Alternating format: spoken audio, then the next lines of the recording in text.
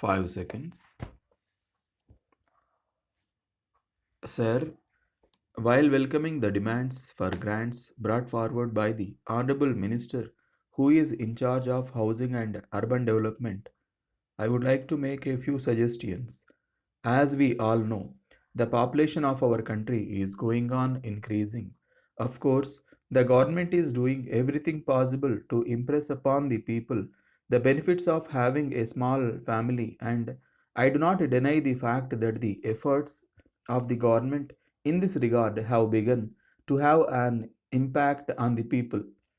In spite of this, we have to accept the fact that there is a steady growth of population, especially in and around urban areas. One of the important reasons for this rise in the population is that more and more people move towards towns and cities in search of jobs. This sort of migration takes place in a large measure whether there is widespread drought, because during such times those who are mainly agricultural workers do not have any work to do in the rural areas. As a result of this, slums come into existence in many parts of our cities and towns. I entirely agree with the view expressed by the honorable member on the other side of the house that the existence of a slum in the central part of a city does not in any way add to the beauty of the city. But at the same time, I would like to stress that we cannot do away with the slums altogether. If we do so, we will have to face very serious social problems, because housing is a basic necessity of the society, next only to food and clothing. In fact, governments all over the world are becoming more and more aware of the fact that the provision of housing to all the people is one of their responsibilities. It is for this reason that the coming year is going to be observed as the International Year of Shelter for the Homeless. I am of the view that we should not, for any reason whatsoever, lag behind in this vital area of development, especially in view of the fact that we are a large democracy aiming at a rapid rate of growth and also a remarkable development before the turn of the century. Of course, I do agree that it is not possible to provide a house to each and every family in our country within a very short time.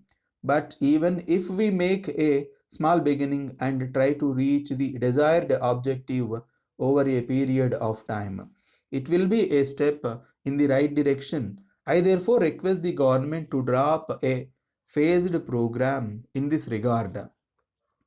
The program should be so devised that the main thrust is on providing accommodation to those who live below the poverty line at present. It is very important to take care of these people in the first instance, and therefore the government itself should come forward to build houses for them. I do not think that it will be difficult to find the finance for this purpose, because even now the Housing and Urban Development Corporation is in a position to implement several ambitious housing programs by getting the surplus funds of various public sector undertakings.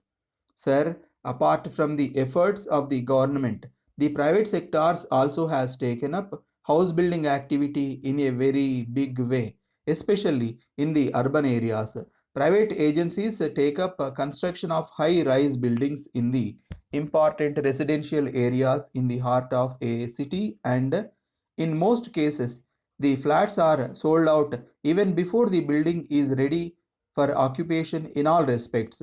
But the prices of these flats are beyond the reach of those who have a limited income, and therefore only those who are in the high income group can afford to buy these flats. One of the important reasons for this state of affairs is that the cost of urban land has risen by several times in recent years. As a matter of fact, the cost has gone up to such an extent that in these days it is considered wise to put up a building for commercial purposes and make more money rather than putting up a building for residential purposes. So, those who are in the middle income group can think of building their own houses in the suburban areas. With these words, I resume my seat.